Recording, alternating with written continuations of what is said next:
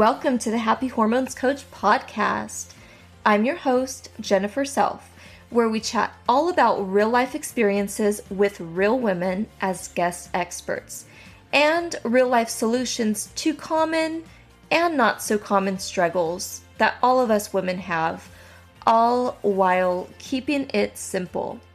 In this podcast, we will be chatting all about hormones and how it relates to everything in women's health: mind, body, soul, fitness, nutrition, relationships, sexual health, and our overall well-being.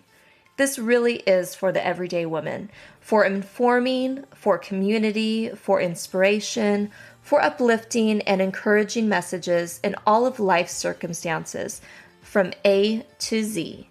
This is real, raw, and unapologetic talk about what once was taboo and is sensitive to talk about, but I'm going there. And I hope you find yourself and solutions in this journey with me, where my motto is happy mind, happy body, happy hormones, happy life, and to simply be happy. If you like what you hear and want to work with me, go to thehappyhormonescoach.com and send me a message. Now, let's dive into it. Sit back, relax, grab some tea or coffee, and listen in with me.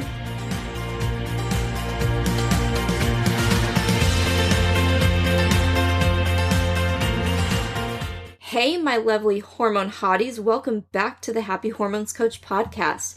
I'm your hostess with the mostest, Jennifer Self. Okay, maybe not with the mostest. I'm just having fun here. I felt led to do this episode today. It's been on my heart heavily for some time now. And although I've done post and even a Facebook Live video on it last year, it's disheartening to me that the subject has such a stigma on it and it keeps on being controversial and brought up. So I want to talk about body shaming today. That's what the subject of this bonus life coaching episode is about. In one of my personal trainer groups, and even in another women's personal training group, a little side note here before I go further. If you didn't know, I am a certified personal trainer and certified group fitness instructor through NASM and AFA.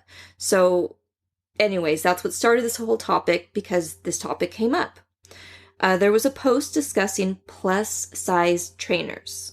Now, the discussion was pros and cons and some mean and derogatory remarks, which to me is not professional whatsoever and isn't that kind of, I will never be that kind of a trainer, and just, it's not good. It goes against my ethics and everything I stand for. And I would hope that other professionals in the industry would have some standards themselves and not make mean, derogatory remarks, because to some it is offensive. That's what prompted me to do this today. So this episode, like I said earlier, is on body shaming, not only towards others, but also towards ourselves.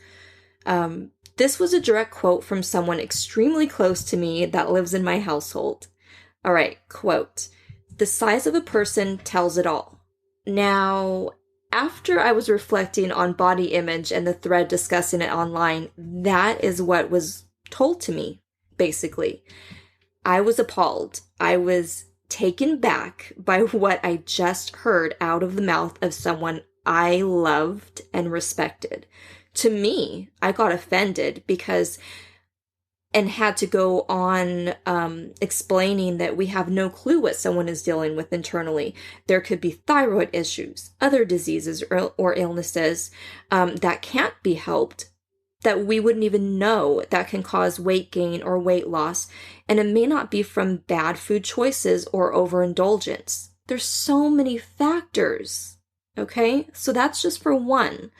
Then it was told to me after that, well, there's anomalies. Okay, all right. So I proceeded to say, well, then that statement you said earlier was false, and you shouldn't judge someone by their appearance. I understand that there is obesity, and it's highly prevalent here in the US more than any other country. Well, it makes sense because there's tons of fast food, and then COVID hit last year, 2020, making people stay home and make it easier for you to have all the not so healthy food delivered to you so you can, quote, stay home and stay safe, all the while losing out on proper exercise. Again, I'm not saying gym membership or anything, but just movement in general and eating proper whole foods and healthy fats, etc. Things that your body will absorb, things that your body needs, things that your body doesn't just make on its own, okay? A lot of restaurants, unfortunately, closed down, but yet fast food stayed open, okay? And now, but what's here, it's promoted for fast and easy, and it's cheaper than proper nutrition. That's what it's been promoted since forever, basically, which to me is wrong because it's more accessible, but it's doing more damage and not helping but hurting our immune system, which, a little rant here, if you didn't know, we all have an immune system that we can strengthen, and there are some who have weakened or lower responses, but we all have one. It's our responsibility to take care of ourselves and not to rely on the government or any other person or agency to hold our hands and tell us what's good for us, since clearly the foods and such that are being pushed is totally unhealthy junk. And I'm not just talking about fast food either. Y'all, I'm talking about the foods that are allowed here in the US and even how they're processed and made, which most of it our body can't absorb because it's not proper whole foods anyways. So I won't even get into that. But is banned in like Europe or other countries. That seriously has to tell you something. Anyways, I've gotten way off topic again, but I'm passionate about this, so sorry about that. Rant over. Let's get back to the body shaming, shall we?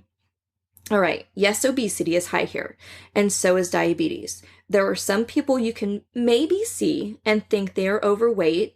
Some may be obvious, and some you can't tell, but it doesn't make the other any healthier. It really doesn't. Now, let me explain, though, what I'm trying to say.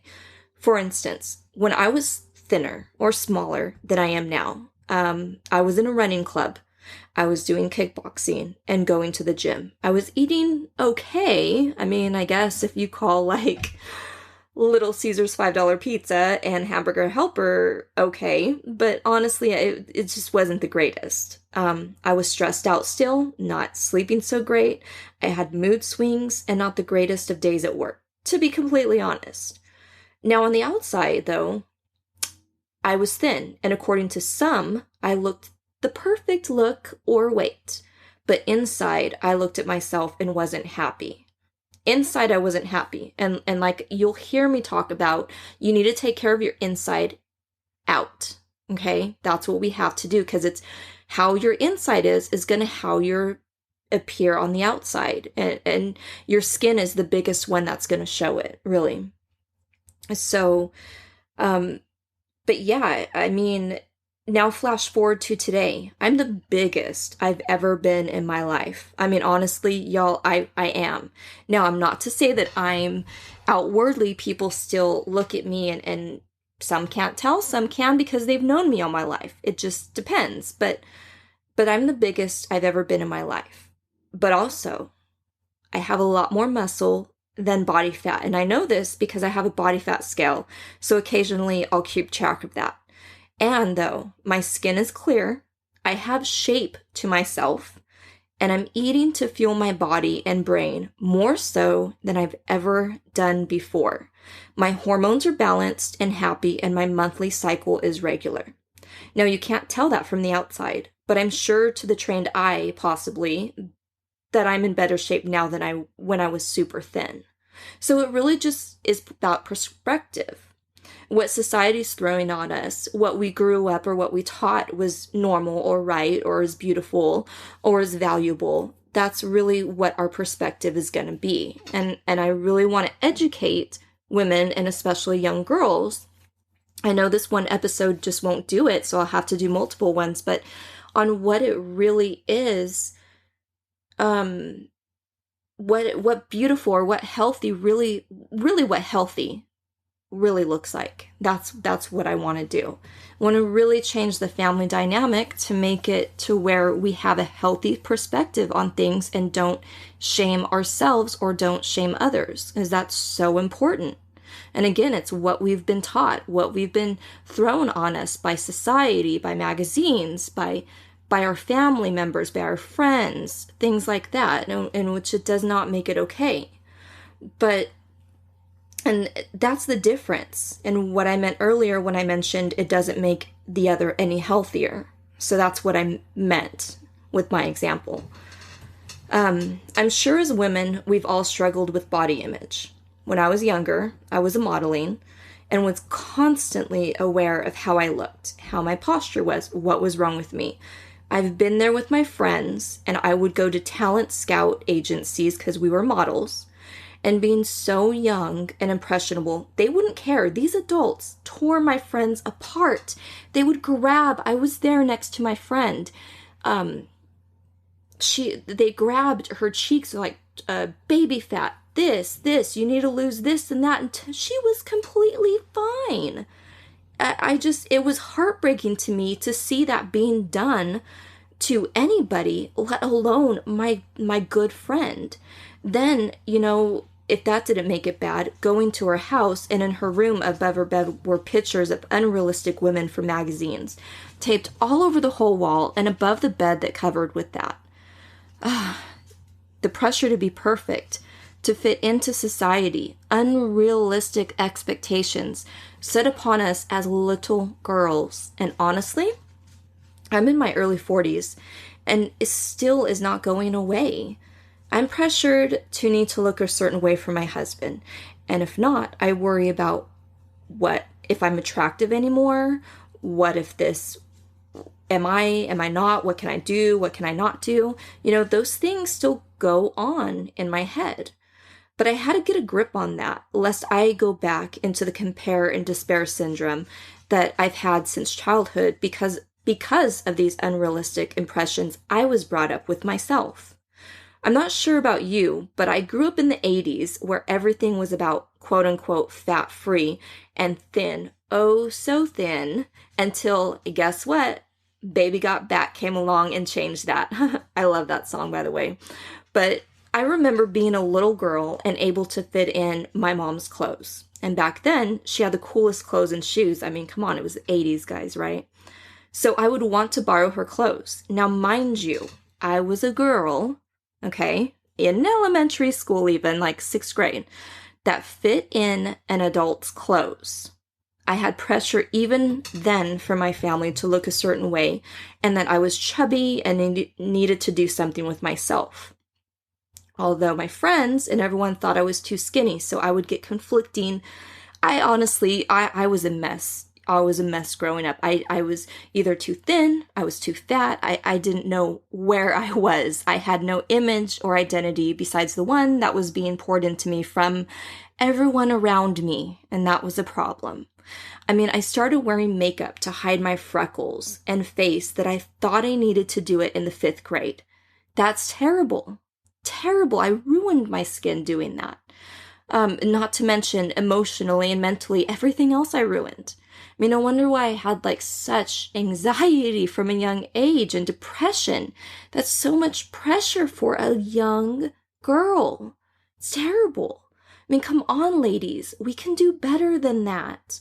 And it's not just for the women here either. It's for men too. I've known little boys, and a little boy who had a complex as children, who was being told, you are chubby, you have a big head, this and that. That child had a nervous disorder or something to where he most likely heard it, even if not directly to him, but he could still overhear people talking or his mom or, anyone else around him, that he heard it so much that he would just have anxiety but couldn't. As children, you can't really verbalize what you're feeling. You would just do your actions show it. So he would pick his hair out. And that's just not okay. Listen, children are very observant and smart. We don't give them enough credit.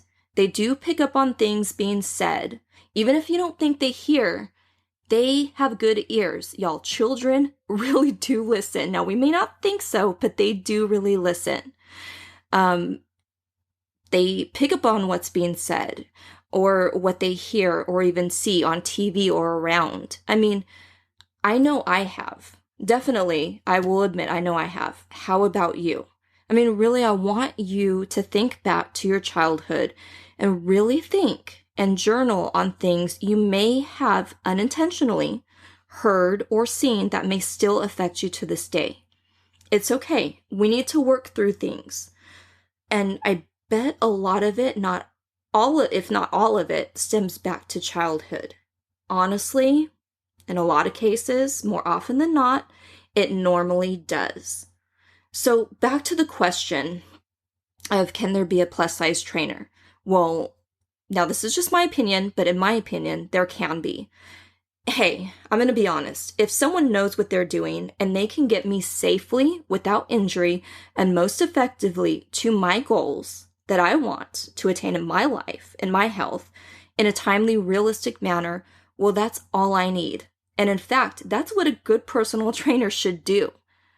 If they have the perfect body, but no knowledge and not educating me and not getting me to reach my goals, there's a problem. So really, it's about educating, knowledge, getting me safely to my goals, helping me my form, helping me with my nutrition, helping me that way. That's what I care about. That's what I look for in a personal trainer. And that's what other people should too.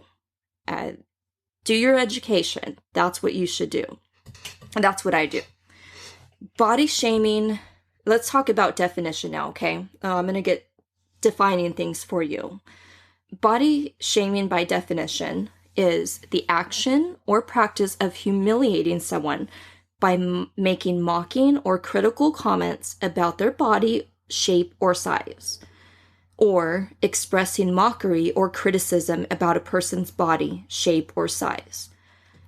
BDD, or body dysmorphic disorder, according to the Mayo Clinic, in an overview, is a mental illness involving obsessive focus on a perceived flaw in appearance.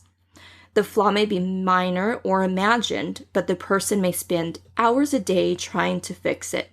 The person may try many cosmetic procedures or exercise to excess, which is not healthy, as we have discussed. What can cause it? All right, well, let's talk about that. Low self-esteem, experiencing traumatic events, responses, or emotional conflict in childhood. There it goes again. Parents or others who are critical in one's appearance, as well as pressure from peers or society who equates physical appearance with beauty and value. Now, really listen here. I'm going to say it again for those who need to hear it. From a society that equates physical appearance with beauty and value. And now this is sourced from WebMD. All right. So what we say and do around others and to others, it greatly impacts people, and it all starts in the household. Children mimic adults, especially the ones they are closest to, which is most often in their own household. I know I did it. I totally did it. You know the golden rule to not say anything at all if you have nothing nice to say? Well, that applies not only in this discussion, but in everything in life. Now, if you're concerned for someone close to you about their health and well-being, of course say something. But how are you saying it? With true compassion? With gentle, concerned spirit or love? Or are you saying it in a critical, mean spirit of hurt and a hostile way? If you or someone you know has been or is being body shamed by themselves or by others, I do encourage you to be the one to break the cycle and educate and encourage and inspire. Now, if you're on social media and all you see or read about is unrealistic, unreasonable pressures put on women or any judgments made that are not edifying to you or needful or helpful, I suggest you unfollow, because that's toxic to your mental health and can be toxic to your physical body as well. Nobody needs that in their life. If you're in a group of friends who do the same, I suggest you part ways, because again, it's a toxic environment and it's not healthy. You don't need that. We need to be toxic free, and that includes our peers, our environment, not only our products or our food, but really who we surround ourselves with and what we see on a daily basis. It's so important. We do not need a toxic overload. So if you're listening to anything that puts pressure on women, again, with the unrealistic, unhealthy expectations that make you feel less than, do the same. Stop listening. You don't need that toxicity in your life. If you're watching a movie or a TV series and it's the same thing and you get discouraged, or it makes you constantly feel like you need this or that, or need to be a certain weight or look a certain way, you need a certain product, need to wear your hair like this, makeup, anything like that, stop. Stop watching it. Again, you do not need that kind of negativity and toxicity in your world. Instead, here's a practice I do encourage you to do and I share with others. It may be uncomfortable in the beginning and you may laugh. You may cry. It may be super kind of weird and you may feel like this is totally weird, but it's needy and works wonders. All right, here it is. Look in the mirror. Really look into your eyes though, okay? And look at yourself and say out loud, I love you. Say that over and over again. I promise it does get easier and less weirder. It really, really does. And you'll be surprised at what begins to happen. Do that and unfollow those that are negative. Surround yourself with friends and even family members who are real honest, but will be honest and help in a loving, encouraging way that you need. There's so much more I can dive into this and that I want to say, but it'll take lots of episodes, which I'm more than happy to do because this is an issue in our society, unfortunately, that impacts all of us, especially our children. We can break the cycle though, and it starts with you. I hope this episode has helped you as much as it helped me making it. If you have someone in mind that can benefit from this or any other episode, please share and don't forget to subscribe and leave a review. Your support does mean the world to me in hopes that through this message, I and you can start helping women change the family dynamic to a more peaceful, positive, and healthier one. See you on our regular scheduled episodes every Wednesday. Until then, be simply happy. Hey, before you leave, I wanted to remind you of the 90-day program I have for you to get back to basics and experience what a normal period should feel like. It's called Simply Feeling Good Period because it doesn't have to be complicated, but does require working together to help get you there. If interested, go to thehappyhormonescoach.com or WhatsApp me or even text me at 541-647-2929. I look forward to hearing from you.